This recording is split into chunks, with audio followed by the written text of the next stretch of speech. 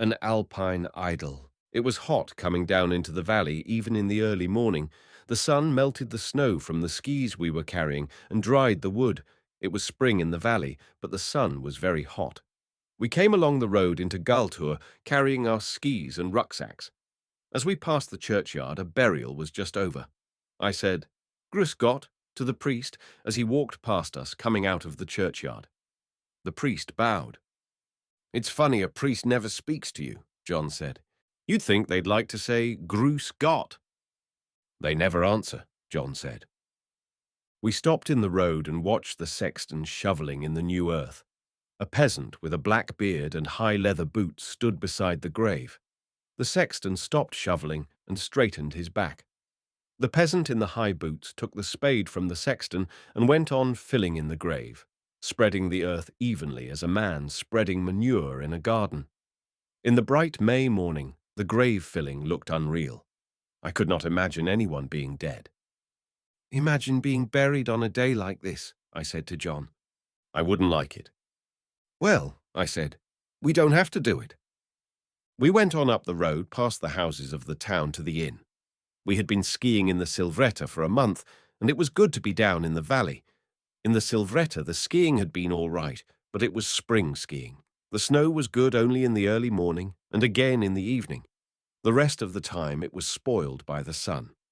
We were both tired of the sun. You could not get away from the sun. The only shadows were made by rocks or by the hut that was built under the protection of a rock beside a glacier, and in the shade the sweat froze in your underclothing. You could not sit outside the hut without dark glasses. It was pleasant to be burned black, but the sun had been very tiring. You could not rest in it. I was glad to be down away from snow. It was too late in the spring to be up in the Silvretta.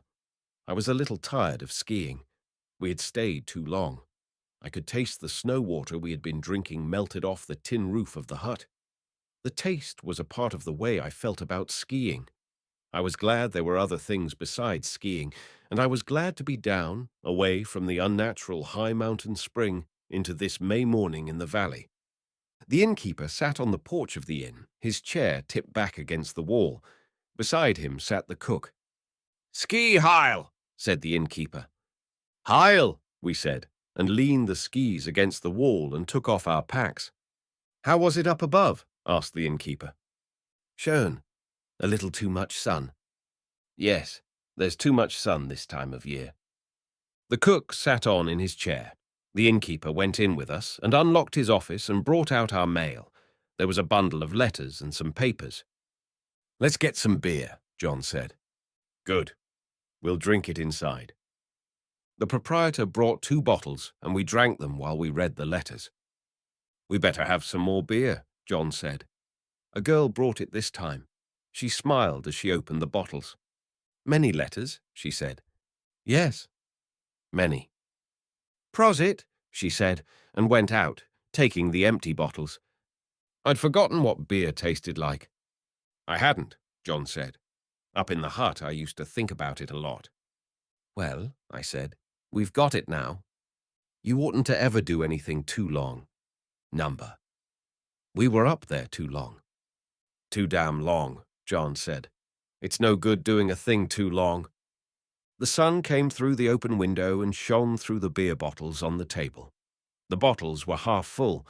There was a little froth on the beer in the bottles, not much because it was very cold. It collared up when you poured it into the tall glasses. I looked out of the open window at the white road. The trees beside the road were dusty. Beyond was a green field and a stream.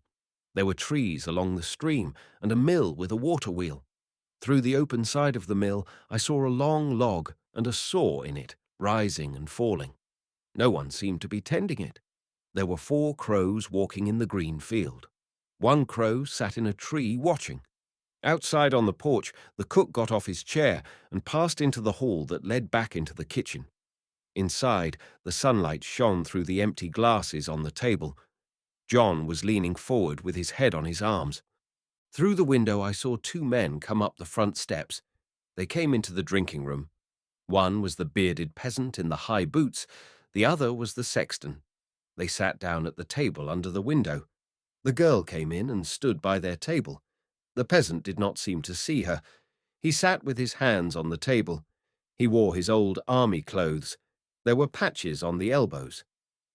"What will it be?" asked the sexton. The peasant did not pay any attention. "What will you drink?" "Schnapps," the peasant said. "And a quarter-litre of red wine," the sexton told the girl. The girl brought the drinks, and the peasant drank the schnapps. He looked out of the window. The sexton watched him. John had his head forward on the table. He was asleep. The innkeeper came in and went over to the table. He spoke in dialect, and the sexton answered him. The peasant looked out of the window. The innkeeper went out of the room. The peasant stood up.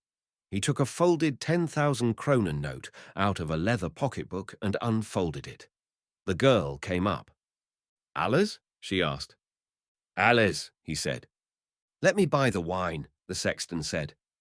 "Alles," the peasant repeated to the girl. She put her hand in the pocket of her apron, brought it out full of coins, and counted out the change. The peasant went out the door. As soon as he was gone, the innkeeper came into the room again and spoke to the sexton. He sat down at the table. They talked in dialect. The sexton was amused. The innkeeper was disgusted. The sexton stood up from the table. He was a little man with a moustache. He leaned out of the window and looked up the road. "There he goes in," he said. "In the Leuven?" "Ja." They talked again, and then the innkeeper came over to our table. The innkeeper was a tall man and old. He looked at John asleep. "He's pretty tired." "Yes, we were up early." "Will you want to eat soon?" "Any time," I said. "What is there to eat?" "Anything you want. The girl will bring the eating card." The girl brought the menu. John woke up. The menu was written in ink on a card, and the card slipped into a wooden paddle. "There's the spice carter," I said to John. He looked at it. He was still sleepy. "Won't you have a drink with us?" I asked the innkeeper. He sat down. "Those peasants are beasts," said the innkeeper. "We saw that one at a funeral coming into town." That was his wife. "Oh, he's a beast. All these peasants are beasts." "How do you mean?" "You wouldn't believe it. You wouldn't believe what just happened about that one." "Tell me." "You wouldn't believe it." The innkeeper spoke to the sexton. "Franz, come over here." The sexton came, bringing his little bottle of wine and his glass. "The gentleman had just come down from the Wiesbadener Hütte," the innkeeper said. We shook hands. "What will you drink?" I asked. "Nothing." Franz shook his finger. "Another quarter-litre." "All right." "Do you understand dialect?" the innkeeper asked. "No." "What's it all about?" John asked. "He's going to tell us about the peasant we saw filling the grave, coming into town." "I can't understand it anyway," John said. "It goes too fast for me." "That peasant," the innkeeper said. "Today he brought his wife in to be buried. She died last November." "December," said the sexton. "That makes nothing. She died last December then, and he notified the commune." "December 18th, said the sexton. "Anyway, he couldn't bring her over to be buried until the snow was gone." "He lives on the other side of the Poznan," said the sexton, "but he belongs to this parish." "He couldn't bring her out at all?" I asked. "Number. He can only come from where he lives, on skis until the snow melts. So today he brought her in to be buried, and the priest, when he looked at her face, didn't want to bury her." "You go on and tell it," he said to the sexton. "Speak German, not dialect." "It was very funny with the priest," said the sexton. "In the report to the commune, she died of heart trouble. We knew she had heart trouble here. She used to faint in church sometimes. She did not come for a long time. She wasn't strong to climb. When the priest uncovered her face, he asked Olds, 'Did your wife suffer much?' 'No,' said Olds. 'When I came in the house, she was dead across the bed.' The priest looked at her again. He didn't like it. 'How did her face get that way?' 'I don't know,' Olds said. 'You'd better find out,' the priest said, and put the blanket back. Olds didn't say anything. The priest looked at him. Olds looked back at the priest. 'You want to know?' 'I must know,' the priest said. This is where it's good, the innkeeper said. Listen to this. Go on, Franz. Well, said Ols, when she died, I made the report to the commune and I put her in the shed across the top of the big wood. When I started to use the big wood, she was stiff and I put her up against the wall. Her mouth was open, and when I came into the shed at night to cut up the big wood, I hung the lantern from it. Why did you do that? Asked the priest. I don't know, said Ols. Did you do that many times? Every time I went to work in the shed at night. It was very wrong, said the priest. Did you love your wife? Yeah, I loved her, Ols said. I loved her fine. Did you understand it all? Asked the innkeeper. You understand it all about his wife? I heard it. How about eating? John asked. You order, I said. Do you think it's true? I asked the innkeeper. Sure it's true, he said. These peasants are beasts. Where did he go now? He's gone to drink at my colleague's, the Lowen. He didn't want to drink with me, said the sexton. He didn't want to drink with me after he knew about his wife, said the innkeeper. Say, said John, how about eating?